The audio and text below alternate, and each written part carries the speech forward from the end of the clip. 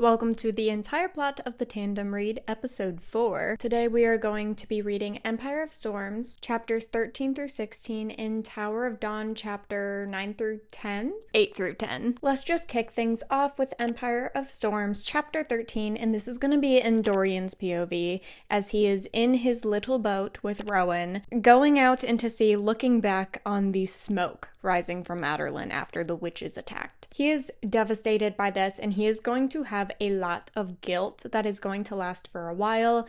Meanwhile, Rowan is using his wind magic to try to get their dingy little boat to Skulls Bay as fast as possible. Just to refresh your memory, at the end of Queen of Shadows, Rowan, when seeing Dorian using his raw power, was like, that is untamed, that is frankly unhinged, and he needs someone to teach him. So in this moment, he offers to teach Dorian how to rein in his magic, and this is where we learn that Dorian actually has a lot of trauma around his magic. Obviously, whenever he gained his magic was when stuff started going south for him. Selena got sent away, Kale stopped talking to him, Sorsha got killed because of it, and his magic was not able to save Sorsha. So we're finding that's where a lot of the trauma comes from and why he's really afraid of his magic. Rowan basically says, hey, I can give you magic 101, however, I am not experienced in raw magic, so we're gonna have to find someone who is basically an expert in raw magic. But in the meantime, I can give you some magic 101. And he really does in this moment give him like a little crash course of a lot of the things he already taught Aelin in Heir of Fire. So there's nothing really new here that we haven't heard before. Also, a little side note, it is the sidest of side notes, but I think it is worth mentioning. Dorian does open up to Rowan in this moment, basically sharing that one of the reasons he's afraid of his magic is because it wasn't enough to save Sorsha. Rowan takes this opportunity to tell him the story of Lyria, and I'll remind you from Heir of Fire, Lyria was his mate that was killed, and he kind of went crazy for a little bit, and then he was summoned by Maeve, and it was that whole thing. And so he shares, like, my mate Lyria, who was pregnant with our baby, she was actually like killed. And part of me always wonders, like, if I had been there, like, would I have been able to save her? Would my magic have been enough? And obviously he used his magic to get vengeance on the men who were responsible for Lyria's death. But in doing so, he kind of reassures Dorian that, like, you will heal with time. And, you know, like, maybe just like do Sorsha justice. And what's funny is that Dorian is like a little comforted by this, but the first thing that he actually thinks is like, oh, Rowan already had a mate. He this whole time just like assumed that Aelin and Rowan were mates. And then he was like, oh, that must be weird for like Rowan to fall in love again after having a mate. Like how could he love Aelin, you know, as much as your mate? Like, if your mate is like your soulmate, like how could you ever love someone after knowing and having a soulmate? It's like this whole thing. And it's actually kind of funny, and a lot of people do have this question of like, how much can Rowan really love Aelin if he's already had a mate in the past? So that is something that we can delve into later. They're doing magic 101 in the boat, and Rowan basically says like, hey, like, I'll teach you as much as I can before we get to our end destination. And Dorian's like, oh yeah, where are we going? And Rowan shares that they're going to Skulls Bay and shares a little bit with him as to why Aelin wants to go to Skulls Bay. We're going to jump to Tower of Dawn, chapter 8, and this is in Yrene's POV as she's going into her first real appointment with Kale. So before it was more like an evaluation, kind of like feeling out the scenario. Now they're officially starting off the actual like healing part of the process. So she is walking to Kale and she's making a point to be on time this time because she feels horrible that she was late the first time because she was really conflicted, and now she's like, okay, I can't afford to be late. So she's on her way. I will warn you, however, that she is exhausted because she stayed out late with Hussar last night. Remember, they had a dinner the night before and she's good friends with Hussar, and I guess she hung out with Hussar. There's this whole thing about like Hussar offered for her to just spend the night at the castle because she was just going to see Kale the next morning anyways, but she said no. She's has this conflict where she does not like to accept the generosity of Hussar. They have a very interesting dynamic, and I think this is where we first start to see that play out. Not even just like the fact that Yrene isn't exactly subject to Hussar as a princess like most civilians would be, but something about their friendship dynamic just feels off. And this is another sign of that. I think it's also briefly mentioned here that Hussar often tries to buy Yrene nice things, like nice dresses and stuff, because Yrene only owns 3 dresses. And she literally just like wears them on a loop, and she's fine with that. We love a minimalist. But Hussar is always trying to buy her these really nice fancy dresses, and Yrene doesn't want to take them. And the way it is written in this book seems like Yrene just doesn't want to be indebted to Hussar, and I think that's actually really smart, because remember, Hafizia was trying to use caution as a reason to keep Yrene here, and Yrene was shocked that she didn't try to use Hussar against her, because in all reality, like, if Hussar had been buying all those nice things for Yrene, I wouldn't put it past Hussar to guilt trip Yrene into staying because she's given her so many things, and why would she abandon her? Okay, that's kind of the person Hussar is. We haven't deep dived into Hussar's personality yet. I definitely have hinted at it here and there, but if you were reading the book word for word and not just watching these, or if you've read the books, you know Hussar has a very entitled personality, kind of what you would expect from a spoiled rotten princess who actually has a shot at being the next heir. Like, she just feels really entitled, and frankly and unfortunately she feels entitled to Yrene, and Yrene can sense that, and she can enjoy her friendship with Hussar, but she is not going to bend over backwards to give Hussar reasons to feel entitled to her. That was a really long explanation for the tiniest detail that Hussar invited her to stay over. Yrene said no. Hussar offers to buy her more dresses. Yrene says no. Another thing that Yrene is conflicted about on this walk is actually caution related. She feels kind of bad for the night before, like totally just like pretending he didn't exist, but at the same time, she knows that she needs to make it so clear that she is not seeking out a relationship with him. But then she's also conflicted because he was really close with Tumaloon, and he is mourning Tumaloon, and she knows that he is not that close with his other siblings. So she's like, I know that I'm the only person who can really like comfort him right now,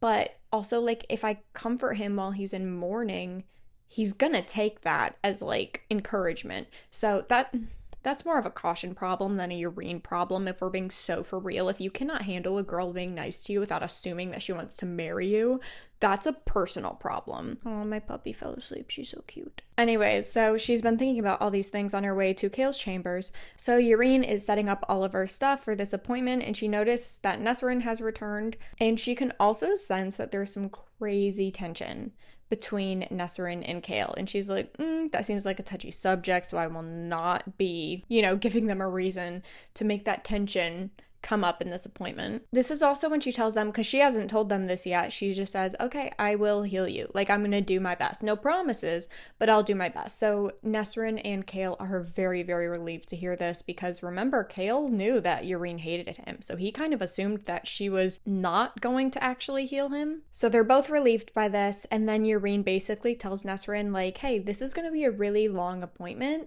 so if there's anything you need to do, now's a good time to do it. And Nesrin makes some snarky comment. Okay, this actually really bothers me.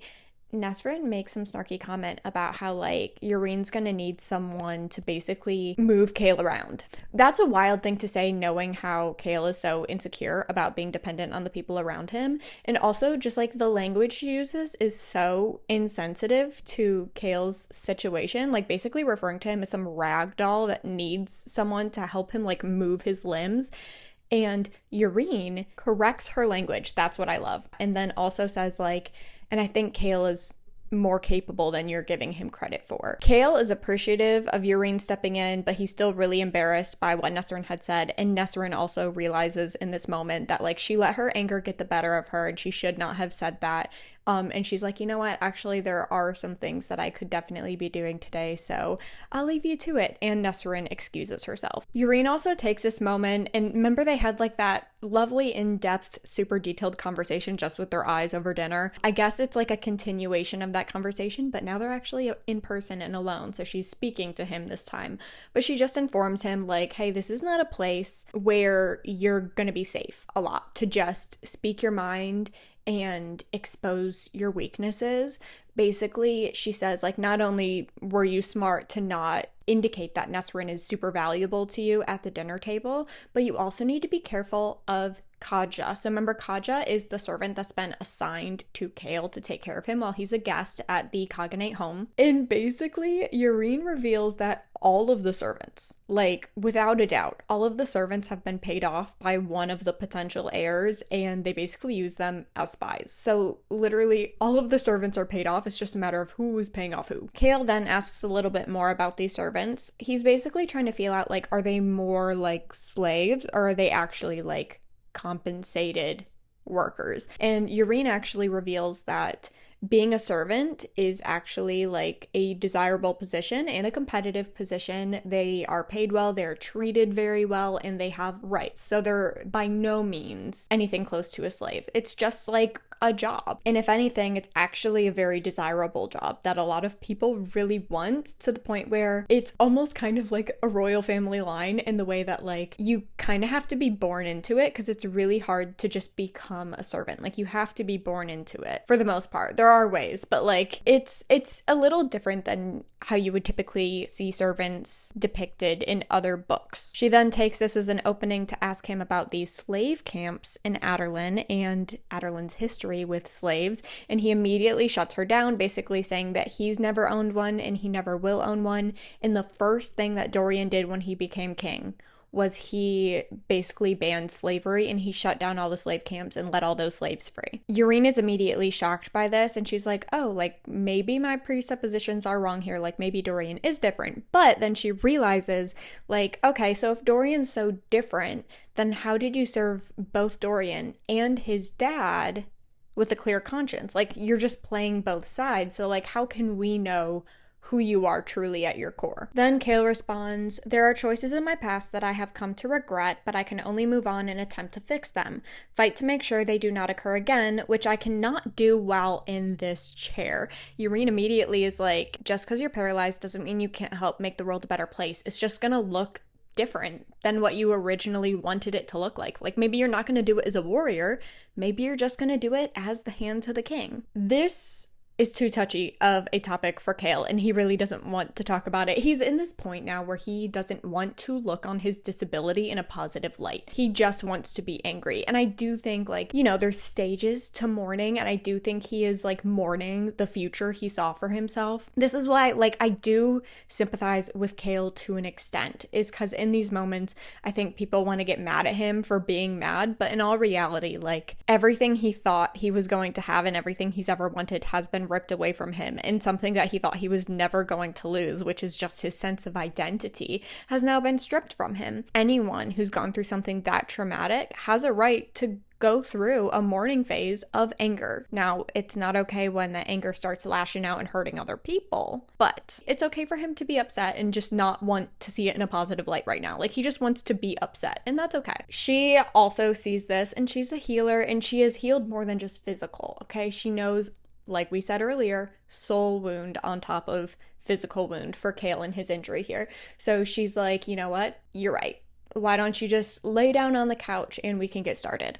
So she is letting Chaol do it on his own because he wants to. So she is waiting for him. And as he is getting from his wheelchair to the couch, he asks her about caution. And now what she says here is wild, but honestly, like, so true. Like, it's one of those things where, like, no one wants to say it out loud, but everyone is thinking it. He basically says, like, so why aren't you giving caution a chance? Because he could tell from the dinner, like, she clearly is not even considering it. And she basically just says, like, why would I subject myself to falling in love and marrying someone and potentially having children with someone who is destined to die? This is her basically just outright saying that she knows he's not going to be the heir. And even if she could find it in herself to love him, why would she do that if it meant the death of her and her future children? Like, better not to even entertain those feelings at all. So that's a crazy thing to say, but in all reality, like, there are so many options for heirs, and caution's probably on the bottom of that list. Like, we don't know if, like, Tumaloon was, like, more likely than him or not. She was also really young, and it's not really discussed. Often we hear about the top three, so like Argun, Hussar, and Sartok are kind of the assumed potential heirs. But also, Nesrin did mention that because Duva got married and got pregnant, it seems like Duva also has a strong reason to believe that she could also be the heir. Caution, however, Caution, however, no one is questioning it. They're just like, well, how do I even put that into words? People know Caution doesn't stand a chance, and it's sad, but it's true. Anyway, so there are so many pages here just covering the appointment, so we are just going to summarize it in some quick bullet points.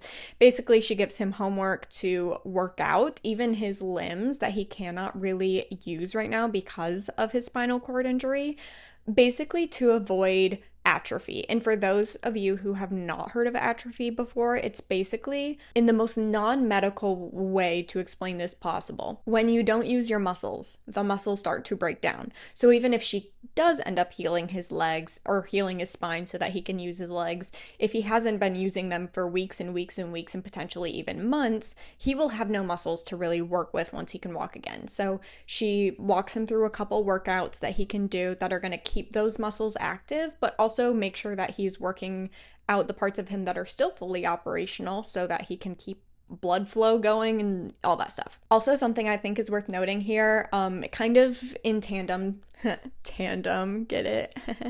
In tandem to the conversation that they just had with Nesrin about using more positive language around Kale, around his injury. She is changing her language from let me help you to let me oversee you. And Kale notices this and he's very appreciative of it. So I think that's a really good indicator of the dynamic between them, because although Yrene is very conflicted on her feelings towards Kale, she does not wish ill or harm or hurt on him. So anyways, he is finally laying down on the couch when she puts a hand on the injury, and cold, dark anger and agony lash back out at her. And mind you, this is just her touching it. This wasn't her trying to like shoot healing magic at his spine. She just touched his spine with her healing hand or whatever. And that happened. So she was like, how exactly did you break your spine again?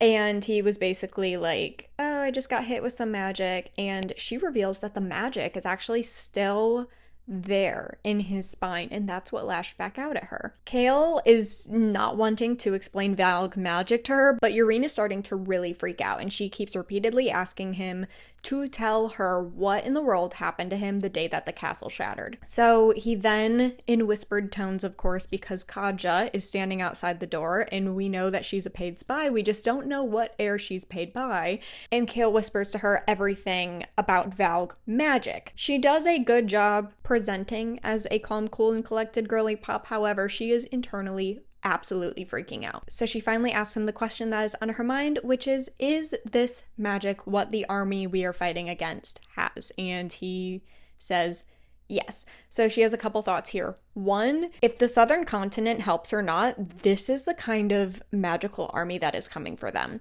Two, she wants to go to the northern continent to help aid in this war, and she originally thought it was going to be like healing arrow wounds or healing sword injuries, you know, like basic physical fighting wood and steel type injuries. And she's like, so you mean to tell me that like what's in your spine?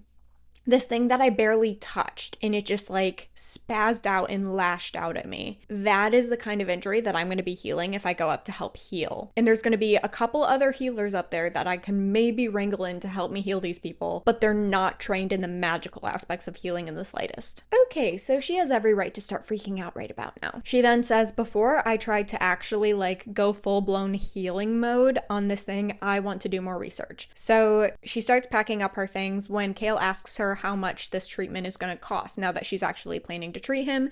And she basically just says she could accept donations, but they would go towards the Torre's upkeep, basically. But what she says is, I was given this gift by Silba. It is not right to charge for what has been granted for free. So kind of like what they told her when she asked to come be trained in the art of Silba's healing. As she's leaving, all the kind feelings she had towards him and wanting to make him feel more comfortable in adapting her language and all that, it all starts to fizzle away after he asks how much it would cost. Because, you know, if you think about it, like any money that he has as the Hand of the King is Aderlin's money, which was most likely from the King of Aderlin. So in her mind, like all that money is like bloodstained.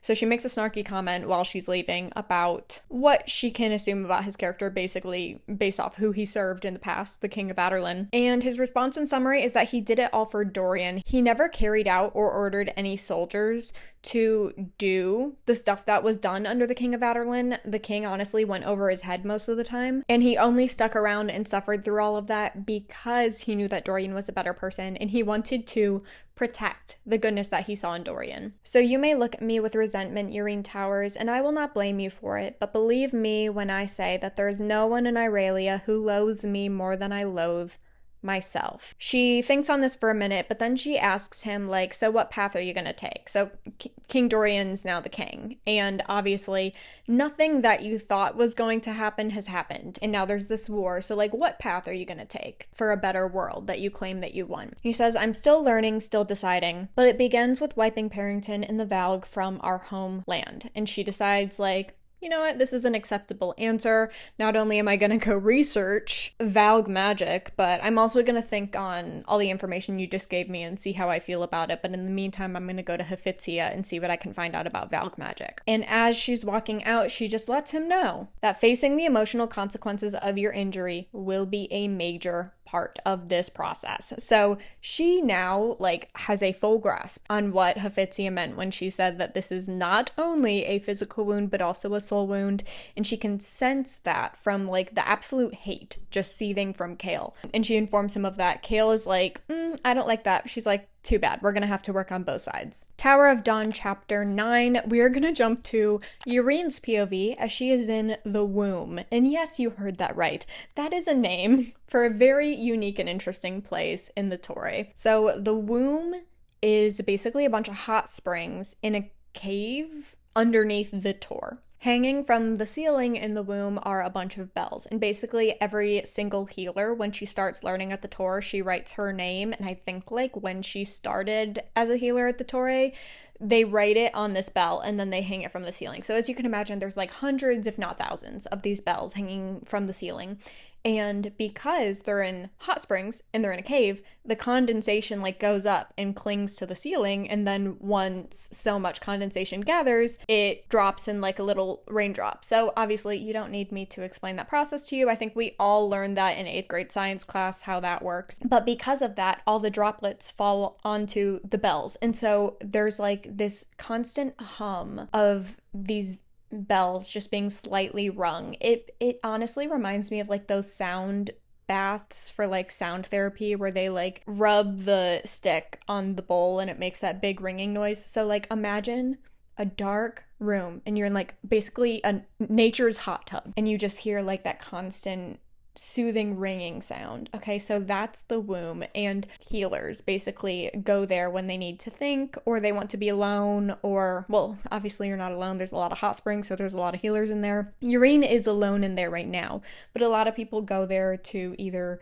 decompress after a long day of healing, or you know, if they just need to think. And Yrene is down there right now thinking about not only what Kale told her today, but on top of that she is also thinking about how in the world she is going to heal Kale. So she's sitting here for honestly a really long time. There's a point where she realizes that she's been in there a lot longer than she thought, but she's just sitting in there relaxing when she feels like the darkness speaks to her. Interesting. She hears the darkness saying, "You must enter where you fear to tread." And it says this multiple times. And she like basically begs into the darkness for them to like explain what that means, because that is definitely a riddle. But it just keeps saying, "You must enter where you fear to tread." So she's like, okay, I'll unpack that later. Now, the part that honestly freaks me out, like whenever this turns into a TV show or movie, I know that like some of these parts are gonna be so spooky and so creepy to watch, but she hears a bell being struck. Like I said, like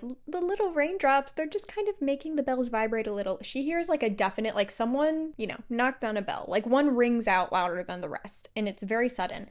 So she looks around, and this place is like really low lit because it's like underground, so she can't really see anything. But then she does see, however, off in the distance that there is another healer kind of slipping into one of the hot springs, and she just decides like, oh shoot, I've been here for a really long time. I should really start researching this Valg magic and let this healer have some alone time.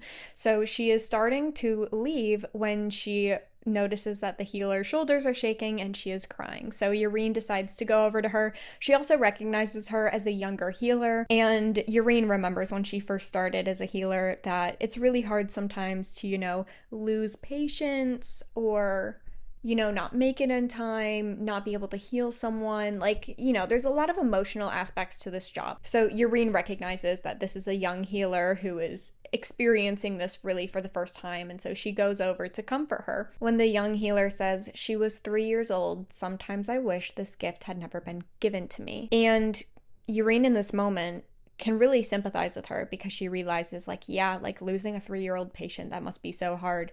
But then she also has this moment where she's like, although being a healer is hard, never for a single moment in my life have I ever wished I hadn't been given the gift of healing. That tells us a lot about Shireen, and that might be foreshadowing, maybe, potentially, but we're just gonna have to find out about that later because we're gonna jump to Kale's POV. Kale is at dinner being asked by Hussar how healing with Urine is going, and he basically just says it will be a long process, but Urine is determined to heal him.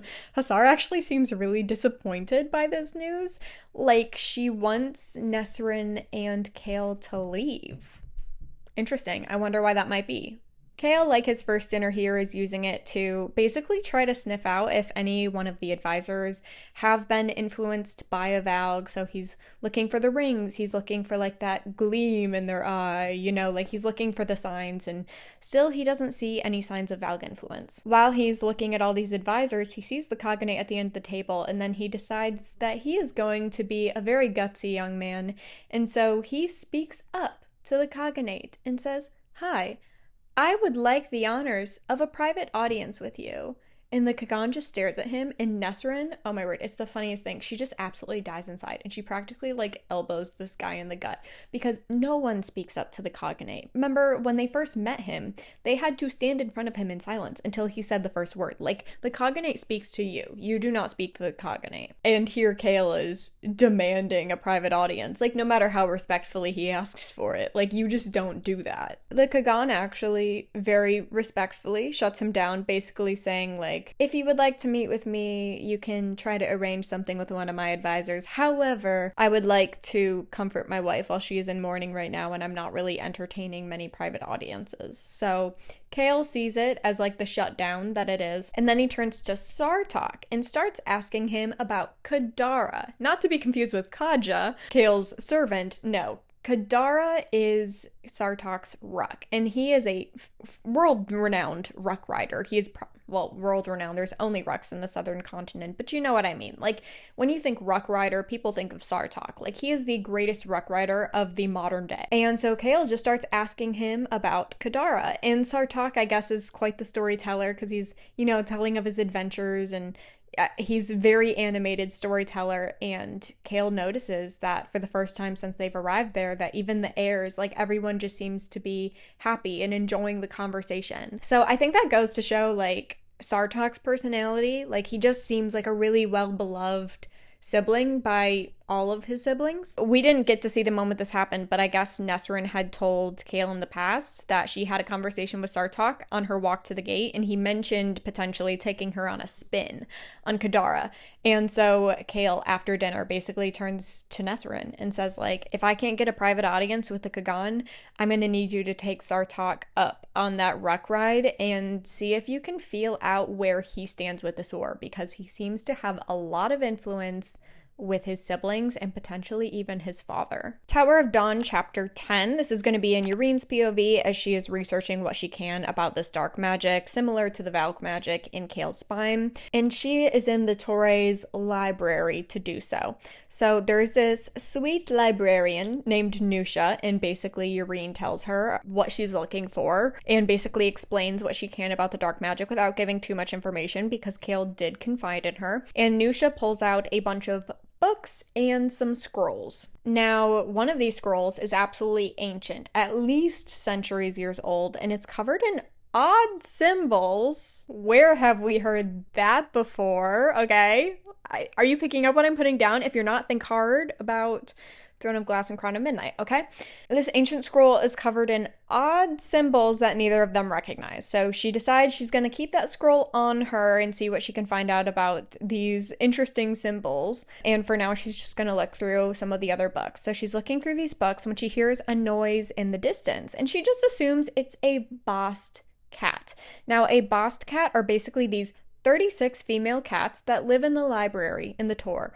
And they're lovely little beings. They're well respected, and you know, the healers love them. And they're like magic cats. I don't know how else to describe it. They're honestly, I think they're mostly just here for vibes. They're really great. The rumor is that they can also read, and like sometimes if you walk into an empty hallway in the library, you might catch a boss cat reading a book. So I don't know, that's a funny little tidbit. And one of the things about the southern continent that I really love is the boss cats. But she hears a noise in the distance and she's like, okay, that's probably one of the boss cats. But it makes her jump because she's, you know, she's really in the zone, and she was like, oh, boss cat, got it. So she continues reading. She's working through all the books when she gets to a book in Eelway. For the sake of connections, Nehemia was the princess of Eelway. So that's what we're looking at right now. This is also where we learn that Yrene never met her father.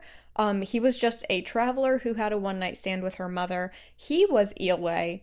And her mother could speak fluent Eelway, so Yrene is half Eelway. And she's not fluent like her mother was, but because of her mother, she knows a good bit. So she decides to look into this book. She translates the title to be The Song of the Beginning. Interesting. Okay. So she opens it and she's like struggling to translate stuff, but there's a lot of illustrations in this book. So we're going to look at 3 different illustrations. The first one depicts a black gate or a portal. It's just like hovering. It's kind of weird, right? It's this big black portal that kind of looks like a gate on top of a crag, which is basically just a fancy way of saying a cliff's edge. Okay. Like, don't look too deep into that. It's a cliff. And there's an army bowing at this black portal or gate. This army was part human and part twisted creature. So it's in this moment that Yrene realizes, like, she thinks that this is the Valg army that Chaol is referring to as like what they're up against. So she decides to flip through the book until she sees another illustration, and it shows 3 figures standing in front of the same black portal gate looking thing, and it's captioned with 3 names: Orcus, Mantix, and Erewhon, okay? And so in this moment, because Chaol mentioned King Erewhon, she knows that these are the Valg kings. Then she turns to a third and final illustration, and it shows a transition of a civilian from an innocent bystander to Valg infested. So it's almost like a comic strip, okay? She's seeing like the play-by-play of steps of how to turn an innocent, sweet old person into this twisted, disgusting creature. Yrene hears another noise that makes her jump that she assumes is a bass cat, but then she realizes the sound got closer, and when she looked towards the sound, she did not see or sense a bass cat. If anything, she feels like she is not safe, so she decides she's going to trust that instinct, and she throws some of her books and the scrolls that she wants to keep looking into in her bag. She decides that she's going to make a run for it when she remembers the girl that she met in the White Pig 2 years ago. We know that's Selena Sardothian, okay? So she's remembering all the self-defense stuff that she taught her, and basically all the things that you should do and not do when you feel like you're in danger. So she's remembering all of these things, and she decides, like, the best thing I can do right now is pick up my pace, not run, and I don't want them to know that I'm in danger. So she sees a couple other healers gathered together, walking towards the exit of the library, so she basically picks up her distance to catch up with them when she trips over something. It is a body. The body of the girl who was crying in the womb, okay? Remember, she was in the womb. She saw another healer who was crying. She went to comfort her. She was crying because she had just lost a 3-year-old patient, and then Yrene went up to the library. Okay, so that girl is now dead. So Yrene quickly tries to recover herself and pretend like she did not see and trip over the body of another healer, and she catches up with the girls as fast as possible as they're exiting the library. On her way out, she tells the librarian, a healer has been gravely attacked in the stacks of the main hall. Get everyone out and call the royal guard now. So then the librarian Nusha rings a bell 3 times, and this is basically a secret code for there is danger and you need to get out right now.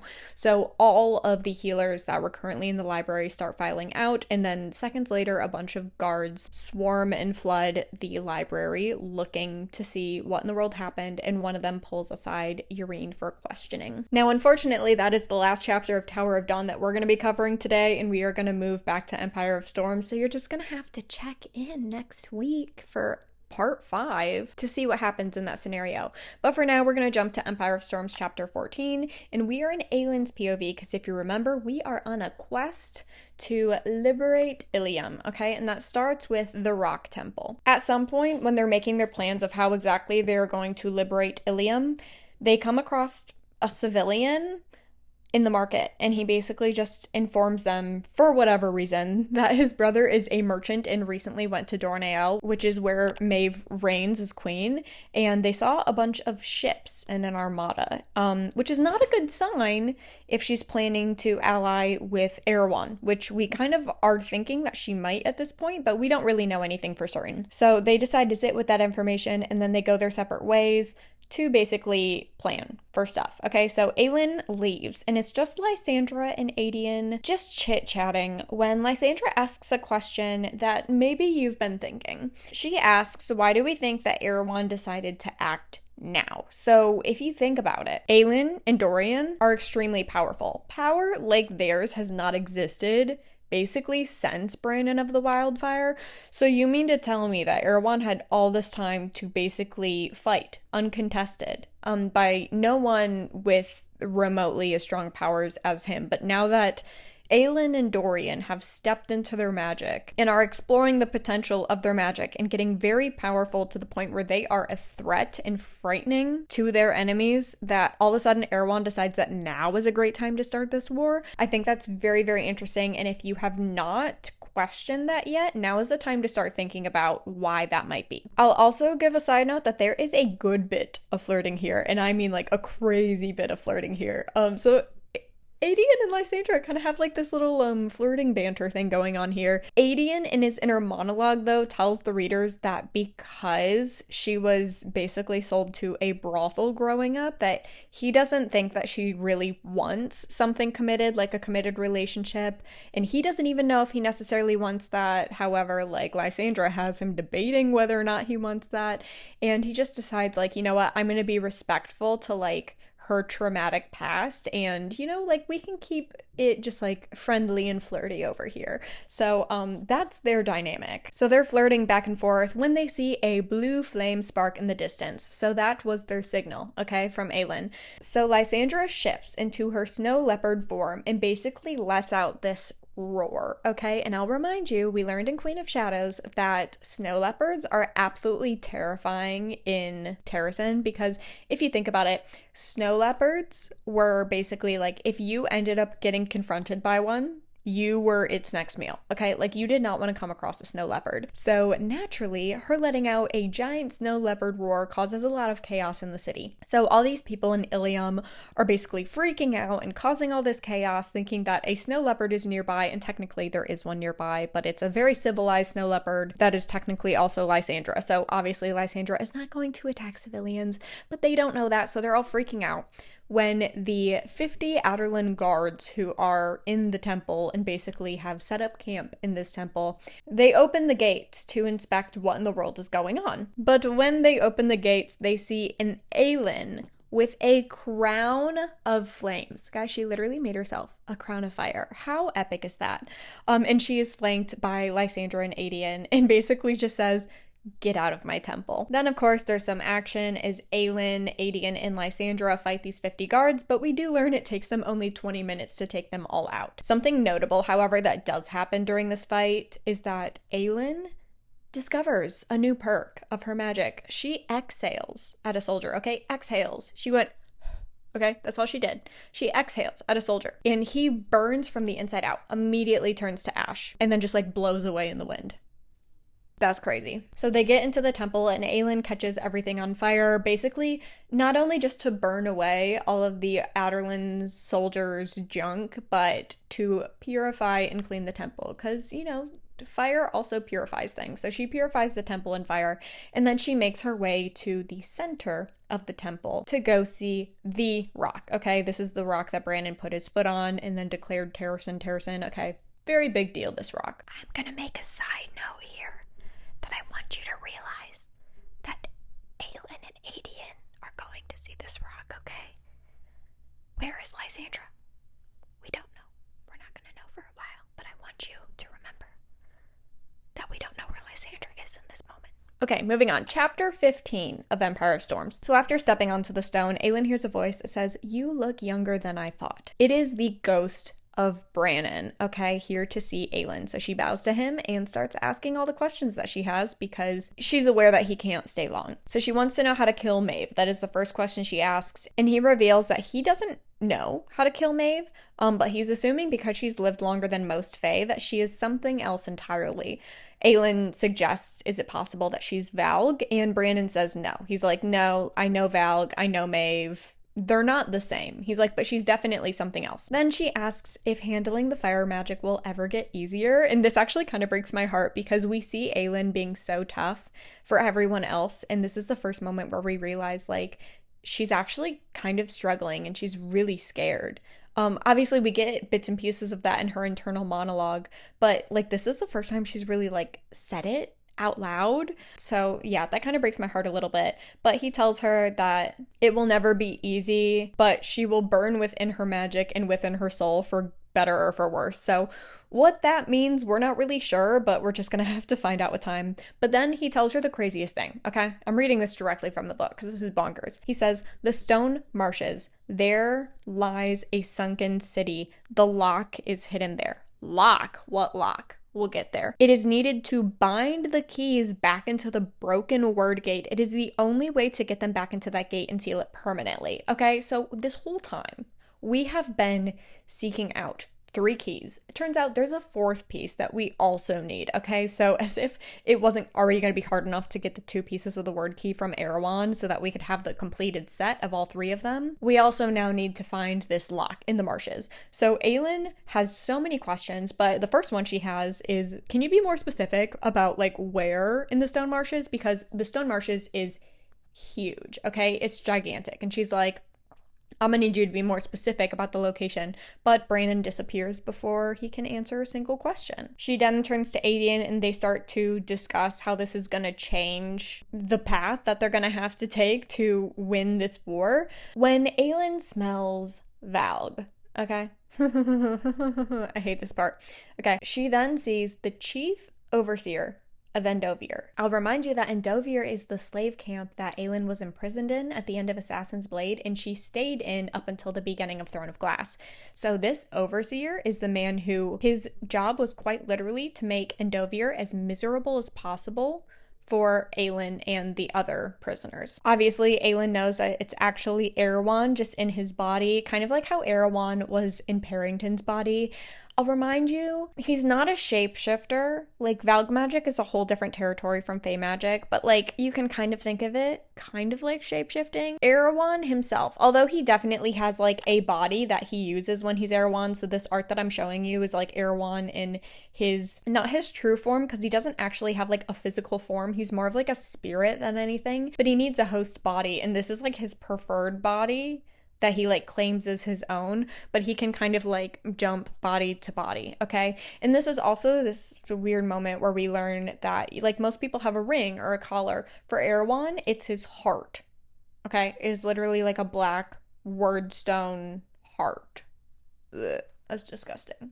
Aelin's working overtime to remind herself repeatedly that this is not actually the overseer of Endovier, and she needs to keep her head on straight because she is wearing the amulet and it has the word key in it. If she gives away that she is wearing the word key, or Erewhon even senses it on her for a second and takes it, he will have all 3 word keys, and that is the last thing that can happen. They get in a little standoff, they have some little sassy banter, and then he sheds the overseer's skin and turns back into Erewhon, or at least like this version of Erewhon that we know. Chapter 16, so Erewhon is here to make her realize how fruitless standing against him will be, and they get in this little standoff. Aelin really has no idea what to do. She just knows that he cannot find out that there's a word key in this amulet.